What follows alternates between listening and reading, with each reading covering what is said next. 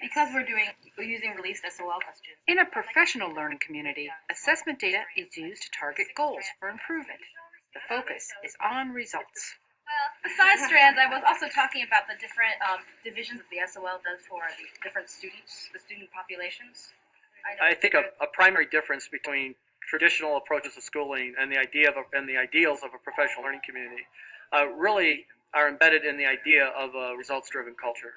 I think that the traditional approaches to schooling does not necessarily focus with a laser-like kind of intensity on the idea of looking at how are kids really doing.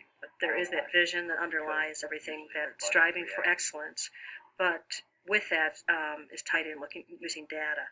And we've become more adept at that. Even in the 8 years I've been here, it's just incredible how much teachers clamor for that and talk about it and use the data that you almost forget that's not normal.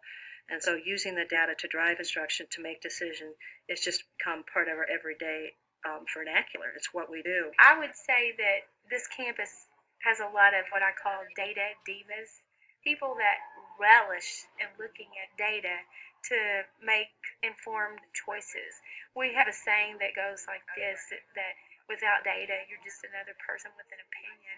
So we're constantly changing our instructional calendars, we're changing our scope and sequence, we're changing our methodology, we're changing our practices based upon what the data is telling us. If you take the results out, it's like trying to steer the ship without any kind of guidance or feedback or signposts.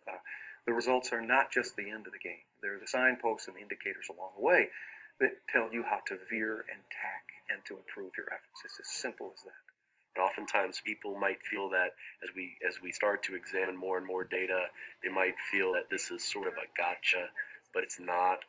That our work around data is to inform our practice, and that we need to reflect on the data that's in front of us and take it and learn from it and apply that to what we're doing in the classroom to help our students learn.